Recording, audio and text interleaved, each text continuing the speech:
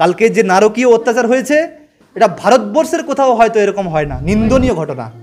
এবং এটা নিয়ে আমি হাইকোর্ট তথা সুপ্রিম কোর্টের দৃষ্টি আকর্ষণ করব এবং এই লিখিত অভিযোগ মাস পিটিশন আকারে হাইকোর্টে এবং সুপ্রিম কোর্টের ম্যাজিস্ট্রেটকে পাঠানোর ব্যবস্থা করব। প্রিন্সিপাল হচ্ছে এই ভাই সাহেব যেমন বললেন, এই 2-3টে অঞ্চল থেকে ওরা টোটাল গুড়িয়ে গাড়িয়ে মোটামুটি 300-400 ভোট পেয়েছে, এতেই ওদের মাথায় হ্যাং করে গেছে।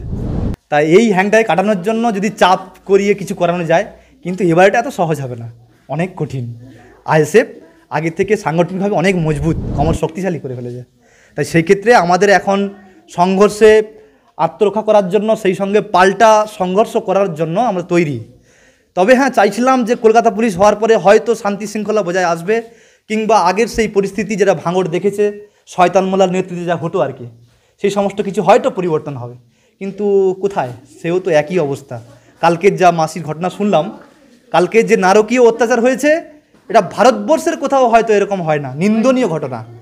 এবং এটা নিয়ে আমি হাইকোর্ট তথা সুপ্রিম কোর্টের দৃষ্টি আকর্ষণ করব এবং এই লিখিত অভিযোগ মাস পিটিশন আকারে হাইকোর্টে এবং সুপ্রিম কোর্টের ম্যাজিস্ট্রেটকে পাঠানোর ব্যবস্থা করব। এই ভাঙড় সর্বসময় আমরা দেখি যে ভাঙড় সবসময় খবরের শিরোনামে আসে পুলিশের বিরুদ্ধে অভিযোগ। কি বলবেন, ভাঙড় কি আইএসএফ বিধানসভা ভোটে জেতার পর থেকে এমনটাই হতে দেখা যাচ্ছে বেশিরভাগ, কি বলবেন? না, অ্যাকচুয়াল ঘটনা স্বাভাবিক, মানুষ তো স্বতঃস্ফূর্তভাবে এগিয়ে আসা শুরু করেছে, স্বতঃস্ফূর্তভাবে মানুষ এগিয়ে আসছে। আইএসএফকে গুরুত্ব দেওয়ার কারণের জন্য তৃণমূল নামক যে হারমাদ বাহিনী, গুন্ডা বাহিনী, চাল চোর, গরু চোর, কয়লা চোর, বালি চোর, এদের কিন্তু রাতের ঘুম উড়ে গেছে। তাই সেই ওদের শূন্যস্থানটা পূরণ করার জন্য ওরা মরণ কামড় দিয়ে লাস্ট আক্রমণটা চালিয়ে যাচ্ছে। আমরা এটাকে সহ্য করতে মানে রাজি আছি। এত অত্যাচারের পরেও কিন্তু আমরা ওদের বিরুদ্ধে কর্মীদের বলেছি কোনো রকম পাল্টা, কোনো রকম যেন আক্রমণ না করে। আমরা আইনকে মান্যতা দিয়ে চলি এবং আইনকে, সংবিধানকে মাথায় রেখে চলি। সেই কারণের জন্য আমাদের কর্মীরা এখনও শান্তি শৃঙ্খলা বজায় রেখেছে। যদি আমাদের কর্মীরা একবার রেগে যায় তাহলে কি পরিস্থিতি হবে সেটা কেউই জানে না।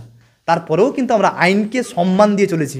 পুলিশকেও অনুরোধ করব, থানাকেও অনুরোধ করব, আপনারা নিরপেক্ষতার সহিত কাজ করুন। আপনাদের বাবা মায়েরা টাকা পয়সা ধার দেনা করে আপনাদের পড়িয়ে আইপিএস, এসপি, আইসি বানিয়েছে, আর আপনারা একটা দলদাসে পরিণত হয়ে গেছেন, তৃণমূলের ক্যাডারে পরিণত হয়েছেন। এগুলো করাটা ঠিক হচ্ছে না। দেখুন, আপনারা যদি না শুধরে যান তাহলে হয়তো এর থেকেও আরও খারাপ রূপ দেখতে পাবেন। ধন্যবাদ। পুলিশের বিরুদ্ধে আমরা হাইকোর্টে ব্যবস্থা নেব, তার জন্য এসেছি। শান্ত থাকুন।